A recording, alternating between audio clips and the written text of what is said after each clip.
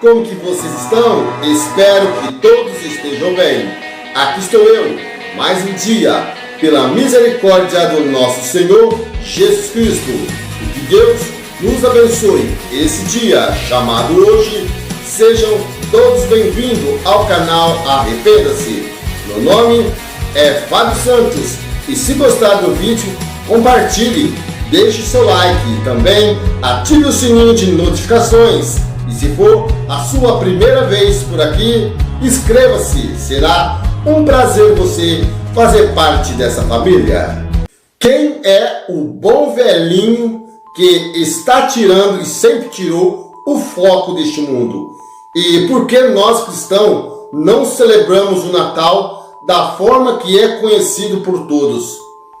Neste estudo, no final, você continuará a descobrir a origem e o significado dos símbolos do Natal e conhecerá as características da festa do salcatiço e a semelhança com a atual celebração do Natal. Ora, o Espírito afirma expressamente que, nos últimos tempos, alguns se apostarão da fé por obedecerem a espíritos enganadores e ao ensino do demônio. Em 1 Timóteo 4:1. São Nicolau, cuja a imagem foi tardiamente relacionada e transformada no ícone do Natal chamado de Papai Noel, no português brasileiro, ou Pai Natal, português europeu. Um velhinho coroado de barbas brancas, trazendo nas costas um saco cheio de presentes. É referido como São Claus para os europeus e nos Estados Unidos, ou Santo Nicolas na maior parte dos países da língua anglofona. É tido como acolhedor com os pobres e principalmente com as crianças carentes. Depois mudaram a sua figura como um gnomo bochechudo de barbas brancas. O gnomo, de acordo com o dicionário Aurélio, é um demônio da floresta. Antes, ele era São Nicolau. Era comemorado no dia 25 de dezembro. Ele usava roupas verdes e seu visual de roupa vermelha foi talvez um golpe publicitário da empresa Coca-Cola, criado pelo cartunista Thomas Nash em 1886. Daí, o mundo inteiro adotou o bom velhinho que dá presentes para as criancinhas pobres, substituindo Jesus no coração delas. Agora, a árvore como altares pagão. A árvore de Natal ressuscita um deus pagão chamado Nimrod e faz reviver Thanos. No ocultismo ou nas religiões orientais, os espíritos dos antepassados são invocados por meio de árvore. A árvore de Natal é um ponto de contato que os deuses gostam. O ocultismo crê que as pessoas são energizadas através das árvores. Nenhum crente colocaria conscientemente em sua casa um trono a Baal. O diabo, ele trabalha com o ocultismo. Por isso, muitas de suas insinuações são encobertas e ocultas.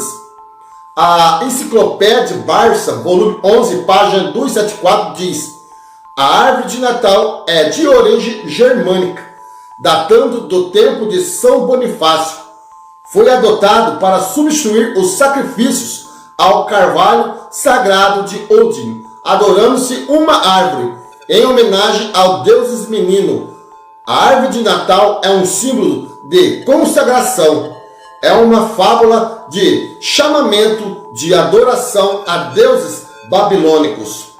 Leia com muita atenção o texto de Jeremias 10, 3, 4, porque os costumes dos povos são vaidade, pois cortam do bosque um madeiro, obra das mãos de um artífice, com machado, com prata e com ouro, ou enfeitam com pregos e martelos, ou fixam para que não oscile. O restante do capítulo mostra a dura exortação que Deus dá ao seu povo porque trouxe para dentro de casa um costume de povo pagão. As seguintes referências trazem mais luz sobre este assunto. Leia a condição em Deuteronômio 12, 2 e 3, 1 Reis 14, 22 e 23, 2 Reis 17, 9 e 10, Isaías 57, 4 e 5, Deuteronômio 16, 21, Oséias 4, 13. O presépio é um altar a Baal consagrado desde a antiguidade babilônica. É um estímulo à idolatria. São Francisco, no século XVIII, enquanto um dos líderes da Igreja Católica, instituiu o presépio para lembrar as festividades natalinas. Na verdade, uma convocação que leva o povo a ficar com uma fé limitada ao material, ao que é palpável. As figuras utilizadas são intencionais, porque esses e outros motivos temos que tomar uma posição. O presépio é um altar consagrado, é um incentivo à idolatria, é uma visão pagã. Seja livre, fuja da idolatria. Assim diz a palavra de Deus, 1 Coríntios 10, 14 e 15, Gálatas 5, 19 e 21. Vamos resgatar e continuar com as nossas origens cristã e verdadeira. Então, vamos falar sobre a vela. É um ritual pagão dedicado a deuses ancestrais. A vela acendida está fazendo renascer o ritual dos solstícios, mantendo vivo o Deus Sol. Dentro das escolas que estudam o paganismo, as velas são chamadas de demônio. É a simbologia de manter os demônios vivos. As velas não têm relação alguma com as luzes dos candelabros judaicos. As velas consagradas ao demônio são de base perigosa. Estamos nos referindo às velas dos rituais profanos. Não devemos generalizar ou cair no fanatismo. Você não precisa deixar de usar velas quando você tem necessidades para fazer alguma iluminação, ambiente ou como uma decoração. Vamos falar sobre as guirlandas. São um memorial de consagração. Podem ser entendidas como enfeites, oferendas, ofertas para funerais, celebração memorial aos deuses, às vitalidades do mundo vegetal, celebração nos esportes, celebração das vítimas que eram sacrificadas a deuses pagãos. Para tudo isso serviu as guirlandas. Essas coroas verdes que colocávamos nas portas das casas significa um adorno de chamamento à legalidade de entrada de deuses. Elas ficam nas portas porque são as boas-vindas, lugar de entrada. São um símbolo relacionado a Deus Apolo, trazem honra a Zeus, homenageiam a Deméter, que em latim é Ceres, ou seja, Semiramis, a mãe de Tamos, a mãe e esposa de Nirode. Era um cerimonial oferecido a Nirode, Semiramis e de Tamos. O famoso conhecido Papai Noel não é um santo, mas é idolatrado. Você só tem um papai, que é Deus. Não podemos receber Noel no lugar de Deus. Nós só temos um pai espiritual. A Enciclopédia Britânica, 11ª edição, volume 19, na página 648 e 649, diz: São Nicolau, bispo católico do século V, bispo de Mira, santo venerado pelos gregos e latinos em dezembro. Conta-se a lenda, segundo a qual presenteavas ocultamente 3 filhas de um homem muito pobre. Aí deu origem ao costume de dar presentes em secreto nas vésperas do dia de São Nicolau, 6 de dezembro, data que depois futuramente foi transferida para o Natal. Daí a associação do Natal a São Nicolau. Está aí a figura que foi canalizada para roubar a adoração a Deus, a Jesus. Qualquer ídolo que está relacionado é a vaidade. O objetivo principal das trevas é arrancar a nossa visão de Cristo e trazer figuras de substituição, fazer crescer no coração do povo uma visão errada do que é o reino de Deus. Há uma mistura do hedonismo com idolatria. O hedonismo é aquilo que está ligado a glutônico, a sedução ambiental, aquilo que traz prazer pela indumentária. Como alguém pode aceitar uma história que fala sobre um velhinho que sai em uma noite só por todo o mundo, de casa em casa entregando presentes? E se você sabe que Papai Noel não existe, que é só uma brincadeira, uma fantasia, por que faz tudo o que exige o ritual do Natal? Por que ilude os seus filhos com essa história? Por que permite que uma mentira se torne realidade em sua casa? Como o louco que atira tições, flechas e morte, assim é o homem que engana ao seu próximo e diz: fiz isso por brincadeira. Provérbios 26, 18, 19. E vamos falar sobre a troca de presentes.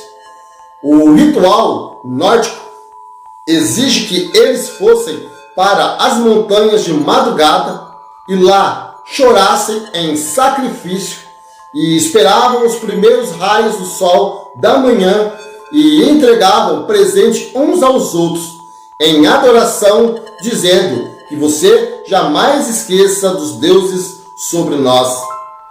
O presente significa eternizar o pacto, trazer a bênção dos deuses. Tertuliano, teólogo católico, diz que não podia compactuar com essa mentira. O sol nunca pode ser Deus, porque o Deus verdadeiro dos cristãos foi aquele que criou o sol. Preste atenção nas características da festa do solstício e veja que não há igualdade alguma com as festas do Senhor. Então, vamos falar também a parte que envolve o Natal, a glutonaria. Um grande banquete deveria ser feito. A glutonaria era tão estimulada nessa festa que já existia até um lugar reservado para vomitar. As pessoas comiam, vomitavam e voltavam a comer. O que acontece hoje? Todas as famílias têm que fazer uma ceia.